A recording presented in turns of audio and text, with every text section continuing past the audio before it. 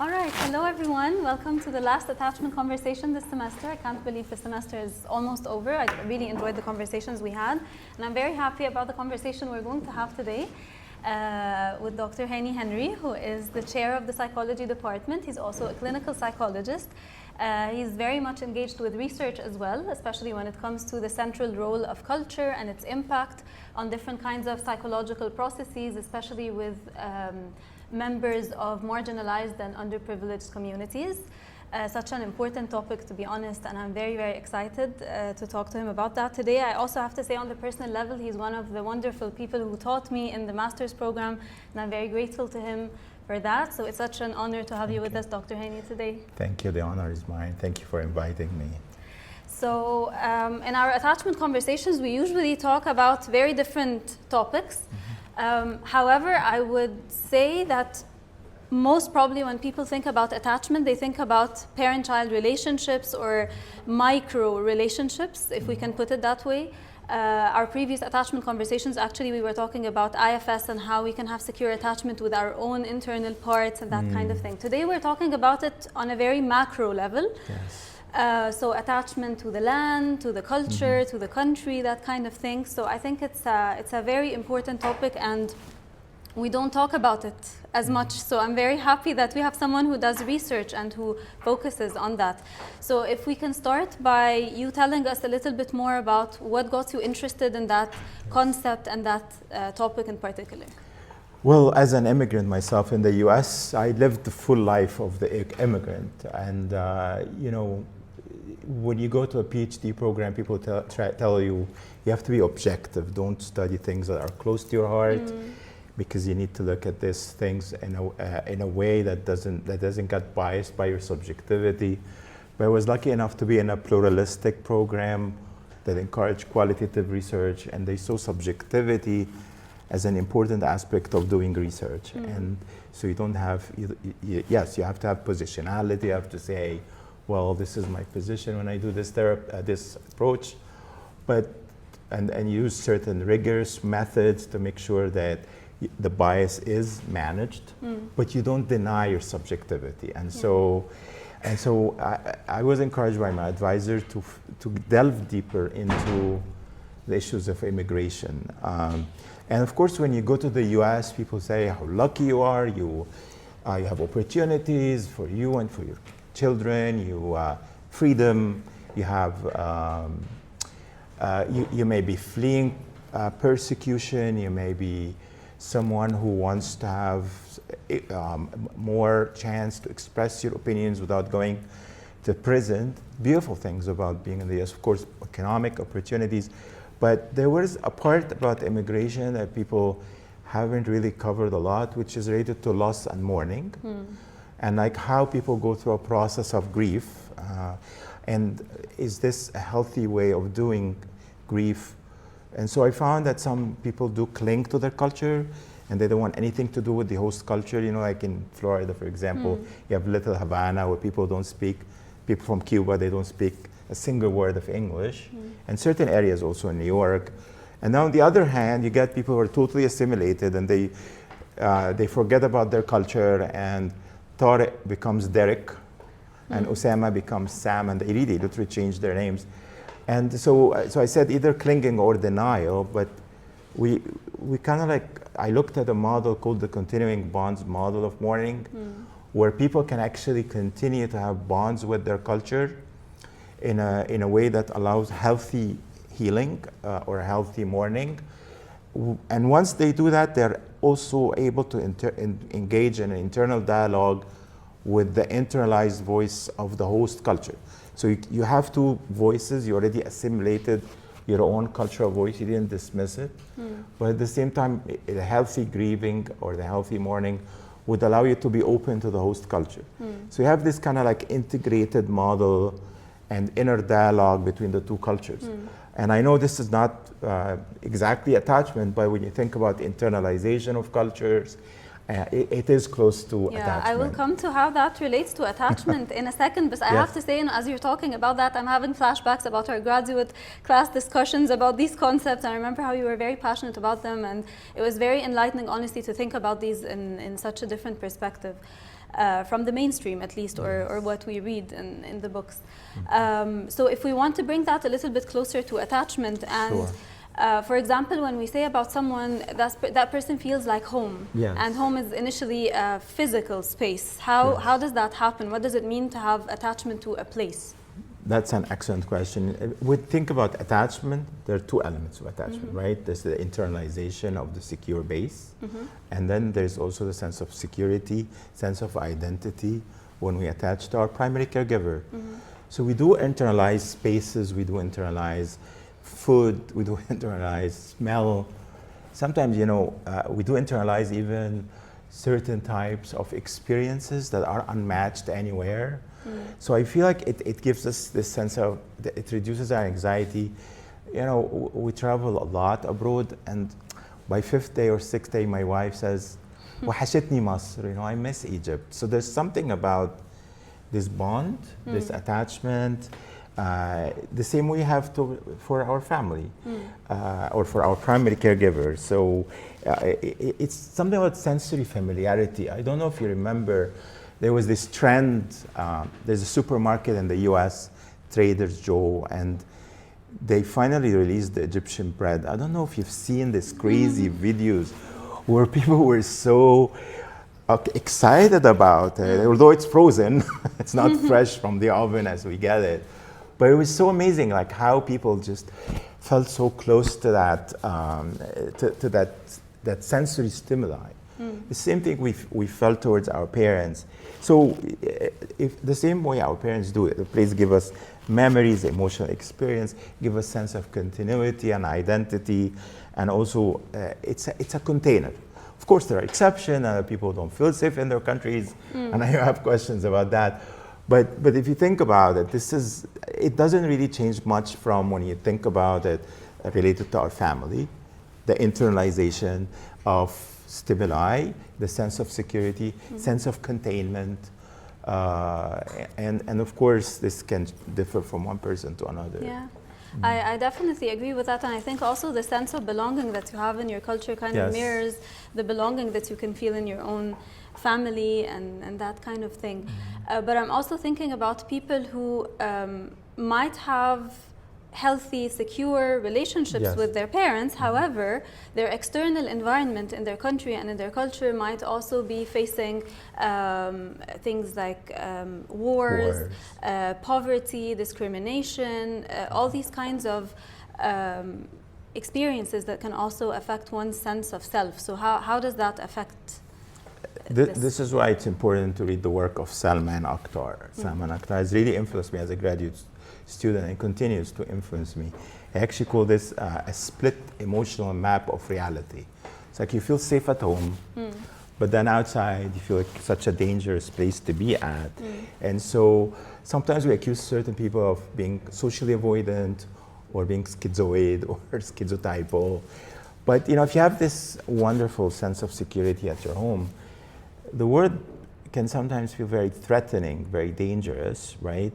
And so it doesn't necessarily, we don't either have to, we don't have to pathologize them, because it's a natural reaction to their, to this tough neighborhood they live in. So, and they may be oversensitive to any threat. They may also have, they need to have that space at home or at certain places, right? So it's a schism, right? They have this safety inside, but then the world outside is not safe. And even if they go to a safe place, the psyche takes time to recover from that pervasive sense of danger that it experiences. To realize that it's safe now, actually. To realize, and sometimes, you know, like for example, when I did my study on pre-immigration trauma with African refugees in Egypt, a lot of people come to Egypt as a transitional place to go to Europe after that. But many of them actually get stuck because Europe and the US or North America have been cutting the numbers. And so part of their adjustment to Egypt, you know, it's not just influenced by the xenophobia that sometimes or many times they experience here in Egypt, but it's also because they haven't worked on their pre-immigration trauma. And so this is something that that stays with you unless you really resolve it. No matter where you go, even if you go to the safest country in the world, at least according to my research, and it really mattered. It mattered about their adjustment, mattered about not just psychological adjustment, but cultural adjustment. Yeah. So the unsafe words still exist, even when they go to good places. And I'll give you a perfect example. There are many Syrian refugees who went to Europe. Many of them are coming back, not to Syria, but to Egypt. Have you heard about that? Well, it's just like, and they already have residency, you know, in Germany, and so, but they feel like, you know, the trauma is repeated there because they already felt persecuted in their countries, and then they went to Germany, and then they experienced this acculturation stress. But then Egypt becomes more like closer to home, because home is not safe yet. So sometimes you make weird decisions, like, oh my God, you went to a developed country while you're going back to a developing country. I wouldn't call it weird. I'm saying that's how people think it is. But actually, it's the healthy thing if they can work remotely, or they already feel like they want to raise their children in a culture closer to theirs. So I think this is so I'm sorry I'm being long-winded on this question, but it stays, and it has this split of attachment. Like you feel safe inside, but you don't feel safe outside. Yes. And then it's easy for psychologists and psychiatrists to give them these diagnoses right and left without looking at the context. Yes, yes. No, that makes perfect sense. And that brings me to my next question about more specifically, how does different types of attachment look like when it comes to culture? So you mentioned at the beginning that some people might cling to their culture very much, others might detach from their culture for different kinds of reasons. So if we want to look at this from a deeper perspective, not just label it from the outside, how does secure attachment to your culture look like, and then the other types of attachment as well? Okay, so maybe Riman can play that video. Oh, she's not here? Yeah, she's here. Sorry, I should have warned you. I wanted to play a video of an Egyptian immigrant in California who has a wonderful Instagram account where a lot of people really like her. And so I wanted to show it. Sure. It kind of, yes, please.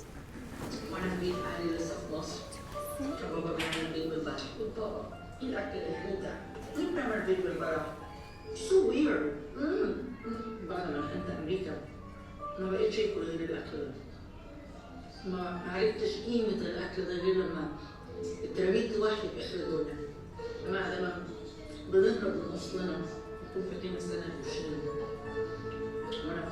وانا في مصر ما كنتش بسمع غير اغاني انجلش راب بقى باب بقى عشان الروشه بقى بسمع انجلش بقى منفتحه بقى منفتحه الحياه. لما نقلت امريكا عرفت اهميه اصل الواحد وقد ايه مهم الواحد يكون مهتز بثقافته واصوله حقيقي. مهما رحت ولا جيت هيفضل البيت بلح احلى حاجه بكلمها في امريكا. وما بقتش اسمع اغاني غير عربي، بقيت اسمع عبد الحليم، محمد فوزي، ام كلثوم. عرفت قيمتهم، عرفت قيمتهم. حبيبي ابو المختار ده فكرني بابا. I love you and I miss you. Does anyone need translation, or everybody gets it? No?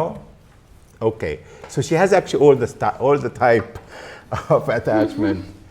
Yani, if you think about it, I mean, when you are having a secure attachment with culture, you carry it inside. You're not clinging to it all the time, and you feel like you have a confident identity. You know who you are, where you come from. And you can make fun of your culture, but if a foreigner make fun of it, you said, shut up, you can't say that. That's what I see secure attachment with the culture. The avoidant one are the ones who don't care about their tradition, who hate when people say, you know, we have 7,000-year civilization, and they really feel this uncomfortable with this cultural pride that people illustrate. Whereas the anxious attachment are the people who have more like the conspiracy theory and the xenophobia and feel like Egypt will be stolen from us. They have this insecure attachment, anxious attachment. They feel like we'll lose Egypt. You know, look at the immigrants, look at the refugees, and of course in the U.S. it has been really happening with a lot of people. And ambivalent is the movie Asal Iswad. I don't know if you remember that movie. I love you, but I hate you kind of culture. You bring me comfort, but you're persecuting me, you're destroying me. So I feel like this woman went through many attachment styles. You know, I mean, I follow her because such a rich material about how people are dealing with the grief of their culture, the healthy grief of the culture. But then she actually had a video where she said, I'm going to Egypt and I'm going to go to Sahel. I'm going to pay $11,000 for 3 nights. And she was very upset about it. So you can see the ambivalence about Egypt, right? But you can get a cheaper hotel room in California or in Florida, but she wants the Sahel experience, right? And so I think if I answer your question, I mean, it depends really where we are as human beings. Like, you know, some people are securely attached. I see securely attached to Egypt are people who do not have to prove anything to anyone about themselves being Egyptian. They don't feel threatened easily. They carry the culture. They criticize the culture, but then they defend it when an outsider. Kind of reminds me of how when we talk about over-idealization of parents, you know, when sometimes clients even would say like, my parents are perfect, my childhood is perfect, and we say that secure attachment is a lot more towards being able to see them as balanced human beings. So maybe that's something a bit similar to culture, as if you internalize home as some kind of internal working model in that sense. And there's even the sensory stimuli, like, you know, I feel like sometimes, you know, when you travel abroad, the beautiful smells, don't get me wrong, if you go, you know, of nature, the air is better, but sometimes people, they get used to the noise of the traffic and the horn, unless you live in a compound, but even with the compound, if you live in a compound, you know, that honking the horn. So you said something wrong. I feel like, where is the noise? You know, people are, and then this idea of bustling streets late at night, whereas in many places, if you live abroad, by 7 or 8, everything is shut down. So I'm talking about even sensory connection, sensory internalization, not just food, just the experience, but good and bad. Exactly. Yeah. I want to ask you about something else that the literature talks a lot about, the concept of third culture kids. Children who spend a great deal of their childhood in a country that's different from their parents' homeland and their birthplace, especially if they move repeatedly. How do you see that affecting their sense of identity? Because sometimes it's not just about relocation, but also a disruption that happens to their identity. Well, I think it depends, really. You know, and in psychology, when you get stuck with a question and someone asks you a tough question, you say, it depends. It depends, I think I told you that. So I feel like, either there would be heightened vigilance to change and loss and anxiety about abandonment, or there would be defensive detachment, or both. Because, I mean, you keep losing friends, you keep losing countries, you go from one place to another, and this may actually create this unsettling feeling inside. So you want to protect yourself. So, or you may actually experience constant grief. Yes. And I feel like the problem always is that people start attaching with elements beyond their culture. And that's why we call them third culture kid. And they can relate to each other sometimes about certain things that have nothing to do with the culture they immigrated from or they went to. They develop their own culture. But it's a very tough subject because you know, if you don't internalize a home, so what do you internalize? You internalize an experience which is multifaceted and complex, and sometimes makes it very hard to even define it. So then can you tell me about your identity? I'm everything. I'm a nomad. I love when they use the word nomad. And so the nomad, it's like I'm part of humanity, right? But again, it depends. Some people try to go back to their origin after, yeah, if their parents were diplomats or something. I've seen clients where they went abroad many times, but then when they come back, they, and settle in their countries, at some point their parents will stop traveling. They want to reconnect with the original culture. So again, it depends. Yes. That's why I remember I was hesitant to ask that question, because there are so many different experiences here. We can't say that there is one experience that obviously would fit everyone. I think also something else might be the aspect of like having some kind of like a chronic partial belonging كده. Exactly. I don't belong fully to a place, but different parts of me maybe belong to different places or something like that. Yeah, and we want this multiplicity, like sometimes, even when you live in a country all your life, you've been influenced by other cultures. And so the multiplicity, and not multiple personality, but multiplicity. And we need to integrate these different parts of ourselves. Yeah. So if you go to different countries, I'm sure they touched you one way or another, but then how do you integrate all of that?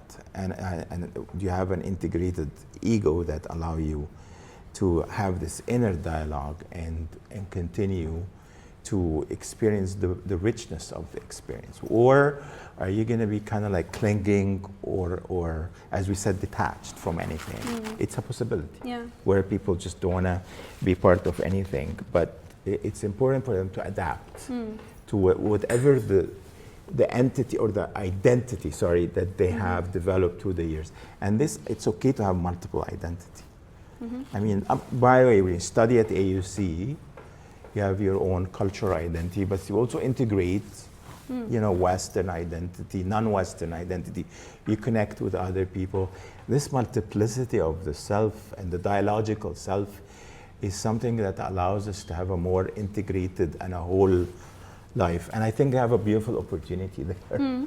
But like I said, it can backfire when they detach from everything. True. And also investing.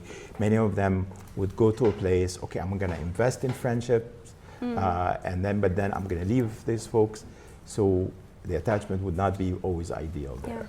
Yeah. That brings me to another question. When you say that when you go to a different country and you might have these different parts of you, or you have these different identities, sometimes that also requires that you hide some parts of yourself, or you reshape some parts of your identity so that you are better able to kind of belong and adapt. What happens then? Yeah, that's a tough one, because like if you live in a place that's pushing for assimilation, or what they call in America, used to call melting pot. So the idea is that we all go to this culture, we get mixed into a pot, and then we have this holistic American identity. And of course, with multicultural psychology, this model has been challenged. But there are people who are forced to really kind of let go of who they really are. And I think the problem is that this continuity of the self becomes disrupted. Because we need some continuity, we need some sense of groundedness in who we are as folks. But then, if you remember Roger, you talk about the gap between who you really are and who you should be. And then when the gap gets bigger, you experience shame, you experience guilt. Yeah. But the thing with at least my research is that when you look at the host culture internalization, you're internalizing the host culture because you have to, and you're internalizing your native culture. They don't have to be mutually exclusive. Yeah, you can have what we call selected integration. So I have a core, like this room, for example. You can't change the pillars of this room, but you can change certain things. But you can either switch it into a classroom or a lab or an office space. So I always tell people when they go to countries, especially when they push for assimilation, think about your core, and then selectively integrate from the host culture what fits with that core. But sometimes things can be opposite to that core, so the negotiation will be even more complex.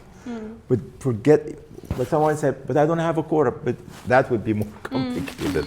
But the good news is that, you know, until last year, America was more into multiculturalism, where people were they have pride in their identity. You have parades where people have like Puerto Rican parade, you know, different parades. But now it can be very hard for many people not to be asked to split off their identity. Yeah.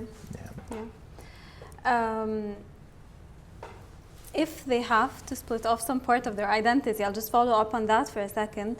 And we're assuming that the person is experiencing some kind of grief, Yes. which is, we would call it some kind of disenfranchised grief, because maybe the society doesn't see it, Yes. doesn't recognize it, maybe it dismisses that kind of experience. اللي هو at least you're safe now, you should be grateful or whatever, something like that. But the person is really experiencing a lot of grief. As a clinical psychologist also, how do you deal with that? You know, therapy should be a space for a person to express the contradictions. And therapy is such an ambiguous profession where some people want a clear answer, but then for you to tolerate the uncertainty and the complexity of the human nature, I feel like it is a prerequisite for being a good therapist. If you wanna jump into solutions without helping the person make sense of their predicament, or if you don't develop rapport with them, if you don't convey your empathic understanding of their predicament, and you keep trying to fix them, that defeats the purpose of therapy. And therapy should be really a place for exploration. You explore, and if you actually get lost as a therapist, it means like you are the same wavelength, because they are lost too. And sometimes, but then therapists have to be always on top of the situation. Yeah, you have to have a plan, of course, and you have to process with the client whether there's a progress or not. But this complexity, some therapists don't have patience with it. They want a quick fix, and the clients push them to. And so I think what you do in a situation like this, accept the complexity, and also allow the person to be sitting with the contradiction, and trust the process. I always tell my students, trust the process. You're doing all you can. Trust the process. I don't know if I answered the question. No, yeah, you did, absolutely. I want to talk about Palestine. I think that's a very timely topic that we need to also bring up to our discussion. We see a lot of resilience, honestly, with Palestinians preferring to die on their land instead of leaving. And we see sometimes even scenes that sometimes we're not able to explain, as in like, we can't look at the book and explain that. This is something that really goes beyond the theoretical explanations at many points. How do you explain that from an attachment lens? Well, it's very obvious that we're talking about 70 years now since the Nakba, right? That there is an emotional bond between Palestinians and their land. And there's always a threat to this bond, right? And so when many people, they got the offer, for example, when Trump said, oh, we can make it like a river, if you can leave, and very few people left. It's because this is what we call intergenerational transmission of trauma. People were uprooted in 1948, and they developed this wonderful bond with their countries through stories, through even family stories. People would even, they get the citizenship, and then they would visit the Holy Land, and they would look at the home where the family used to live. So this is what we call like attachment bond. And so it was very hard for people to give up their land. I don't think it's just a pride thing or it's a resilience. It's just like you're attached to this land. And that's really very impressive. It's like a lot of people would have not stayed. And of course, there's a blackout in the media right now. The misery continues, people still struggling to get ends meet. But I feel like it's a perfect example of this core attachment bond that has been transmitted from one generation to another. Like I said, through stories, through stories of uprooting, stories of oppression, stories of people getting killed, right? So I feel that people who are staying right now, they are preserving their identity, they're preserving their intergeneration continuity. And attachment is very relevant here, attachment to the land. And I think in Egypt we have the same thing. There are many people, for example, who would still until this day feel very uncomfortable about selling their land. You say, you have this Egyptian saying, "Awed ba ardu." I don't know if you ever heard that term. Which means it's very demeaning for a man to sell the land that his parents give them.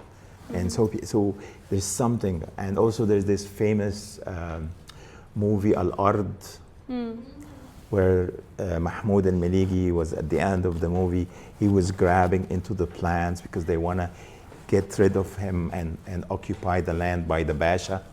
So there's something about attachment to the land, attachment, even relating it to your honor. So attachment is very relevant. I wish you write a paper about that because it's just a perfect example.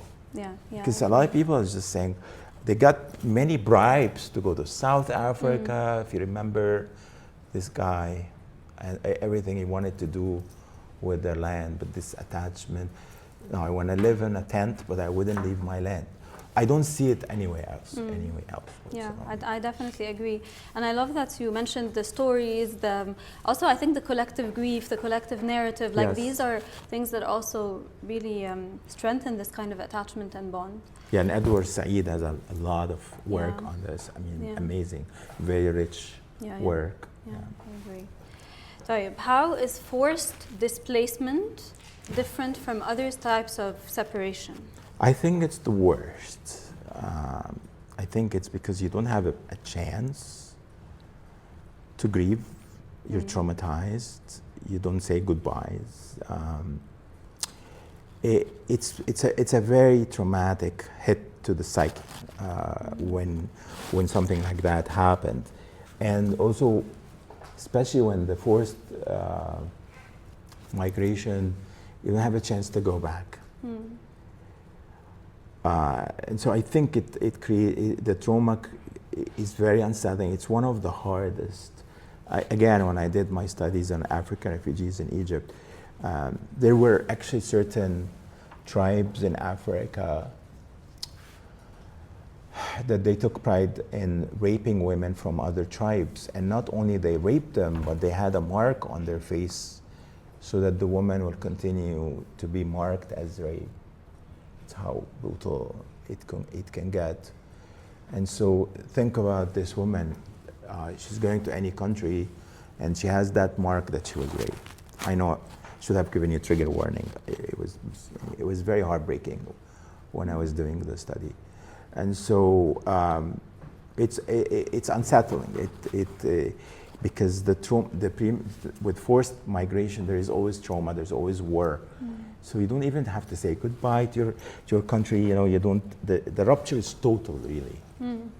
So this is the worst type. Yeah. And especially if there's no chance of going back. But things may change for people. Yeah.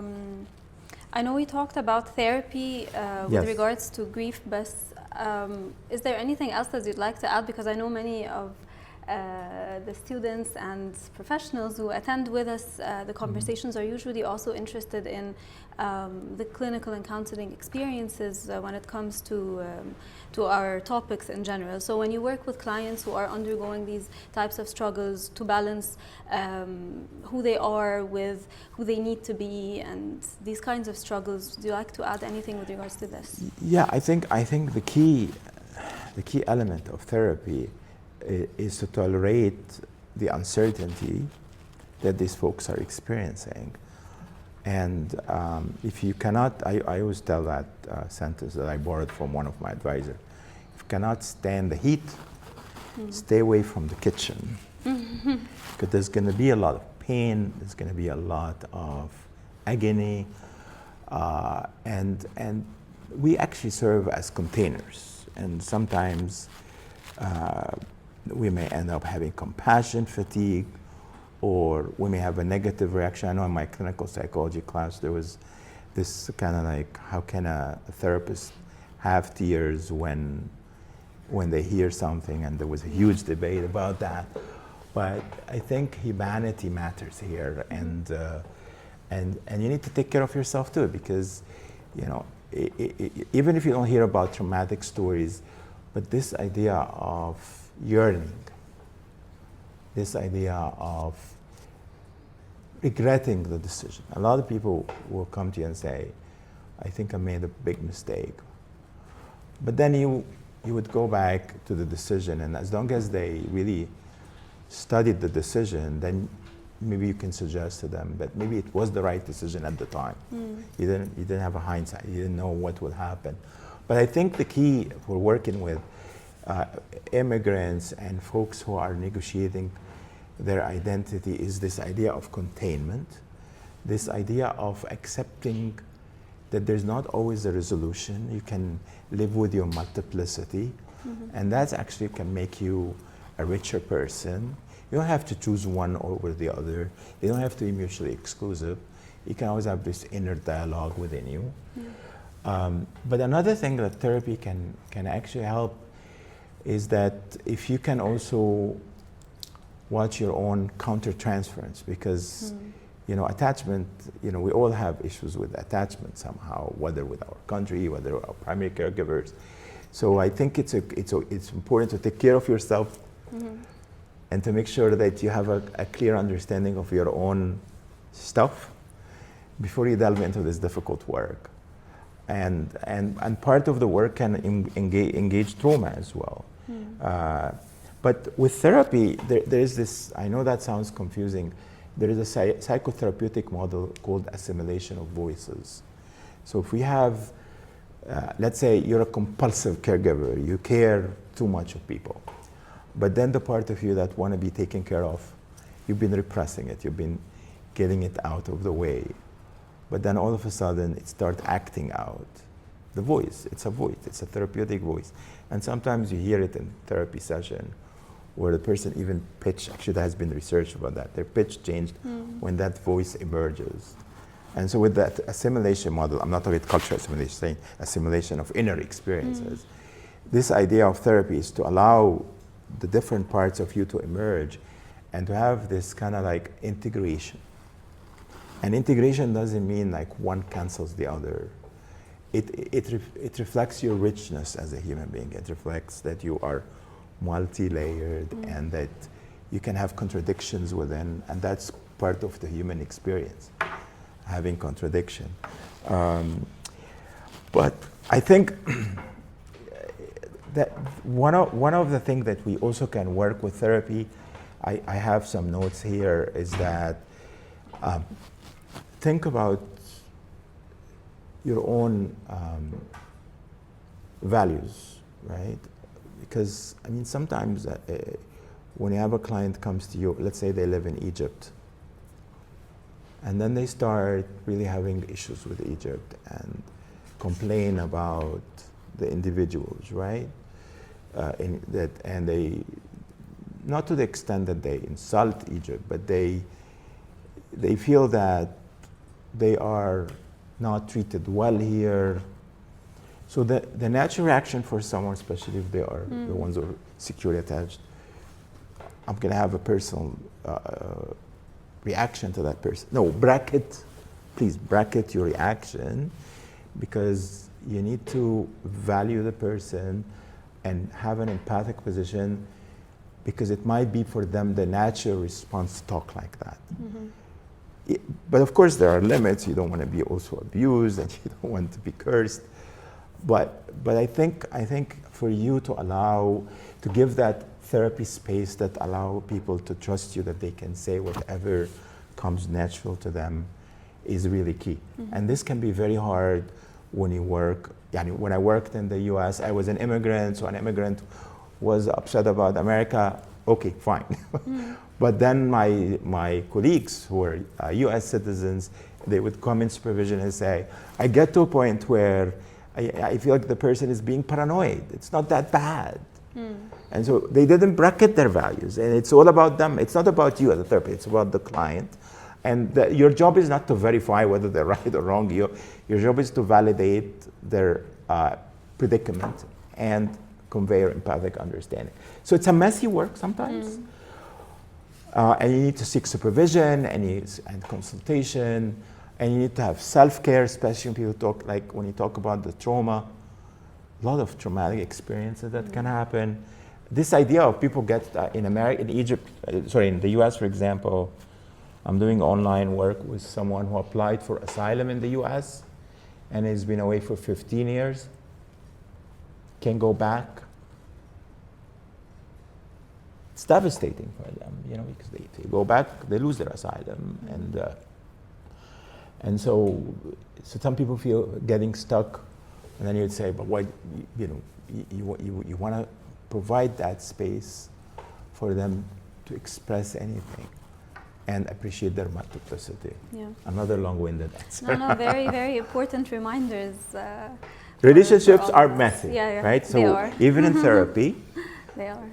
sometimes they would be messy, but repair and rupture is another chance for people to experience humanity. Because maybe what they have is rupture, but when there's a rupture that happens in therapy, then the beautiful opportunity is that there can be repair too. And then you can go back and forth with this repair and rupture. Yeah, that's a very, very important reminder. I want to give enough time for questions. Sure. So does anyone have a question? Yes. I have a question. Bear with me, I'm still trying to formulate the question in mind. But I found what you guys were saying about attachment here very, very interesting. Because I kept thinking, when we talk about attachment to parents, we say that it's very adaptive. So in the case that the parent is not available, it's actually very adaptive, and it makes a lot of sense for the child to then develop more avoidant tendencies. I'm wondering, when we're talking about attachment to culture or attachment to land, are we talking more about that, in this case, avoidance when it comes to attachment to culture is actually also adaptive in that maybe the culture is not able to provide the individual with what they need? Or is it merely like a manifestation of parental attachment? So someone who developed those tendencies in the context of the parental relationship then is utilizing that same tendency with culture? I think it can be both. It can be a generalization of the early experience, and so whatever happened with your family, you generalize it to the culture. Or sometimes you're absolutely right. People are marginalized, underprivileged. Even if they have the yearning for attachment, they always feel the rejection. So that's actually a good distinction. But I think I don't have enough research to say which is which. And what I love about this kind of work, because it's psychodynamic and it really works on depth psychology, but we need to also appreciate the subjectivity. So I hope that I didn't want to convey the message that this is generalizable. And that's why I say it depends. But in my opinion, it can go both ways. And I know we didn't mention that. So whatever happened in the early primary experience, you can generalize it into the country. Or there are people who have, like we said earlier, you can have a good, healthy attachment to your parents, but you go to this world not just dangerous, but it's rejecting you. And especially when you work with the LGBT community, right? It's very, very threatening, and the attachment becomes, I think it's ambivalent. So at least for some of the clients I've seen. You decide. Go ahead, Habib. I'm over the moon, by the way. Thank you. Over the moon.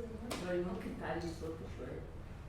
تعلي صوتك However, when I did my research paper, I just figured out that I showed a case study, Morocco, in my research paper, and I figured out why people in Morocco have this, they are so much attached with their country and to their parents. And I figured out, I understand it in football players, they are really, really, really into their culture. And I just find it in the 2022 World Cup. World Cup, yes. How they are really into the culture. Yes. So I just saw this interview for a football player called Ashraf Hakimi. Hakimi, yes. And he was asking about how he get into his culture, while he get to experience so many, he lived in so many lands. Yes. Like France, yeah. Germany, France, and also Spain. How he gets more into his culture. And he just have the simple answer, his grandma. And this is how she did something really cool. He experienced his culture with his sensory. Yes. Sensory. Okay, how he's the food. Yes. House and the songs, the language. Yes. He attached with things, the colors, what they wear at their homes, like their this kaftan things. Yes. Yeah, and their stuff. The national dress, yeah. I have a question now, okay? On the other side, I have a cousin who lived in France. When he lived there, he's Egyptian, he's really Egyptian, but he's moved when he was 15, I guess? 15, yeah. Now he's just into more this culture and croissant and this, baguette and stuff, and he don't, get more in his culture now. Yes. He's so far. He's so far now, and we still talk to him. Most of his talk just in France. Yes. He don't speak Arabic that much. So he's identifying with the host culture. He's now in. He was born there or he moved there? He moved there. He was born there. Okay. Moved there. So why this happened? Just this. And then Like I said earlier, it does depend on the person, but there is this racial identity model by Cross, who talks about how people develop their racial identity, and sometimes they go for stages. The Western theory is always like stages, but they said that sometimes people, they assimilate to the host culture and they deny the native culture, and then when the second stage is when they hit racism, or when they realize, oh my God, I'm not white, then they have this disillusionment, and then they go to the other extreme. But when you go back to the model, then Cross would say you have this integrated model, like you, again, back to this idea of dialogue. But I think I don't want to make assumption about that person. There are many reasons, but I was thinking about that model because a lot of people go through that. They go from extreme to extreme. As you develop your identity, you go through stages. But I have to be honest too, there is a lot of people who have this, what we call avoidant attachment to their culture. They want to get rid of their culture. They don't want to deal with this. Whereas when I was in Ohio, when I was doing my PhD, there was this international grocery store called Jungle Gym, but then there's this Egyptian guy who was having a grocery store, and I used to go every Sunday to get Egyptian bread, falafel, mango, right? But then there was this guy who was fighting with the grocery store owner because he did not get him shay al-arusa. This is the worst type. I think I said that before in my classes. On the other side, the best tea ever is there, but sometimes it's the opposite. It's like people, بيقولوا أنا خرمان. I cannot function. You promised to bring me shay al-arusa, and they were fighting. So it can go both ways. I don't want to simplify by say he's going through the model, but there are certain people who just, because of the trauma, they don't want anything to do with their culture, whether they go through the stages or not. It depends. I want to go back to the point of multiplicity. Yes, multiplicity. I'm very interested in how this might intersect with one's self-concept, with one's own feeling of security within themselves. So, for example, one might feel, I'm this person in Egypt, but I'm this total different person in another country. And I think this might trigger feelings of, am I being true to myself? Yes. Which one is my identity? Yes. And why is this being brought up here but not here? I'm wondering what this tells us about this person's attachment.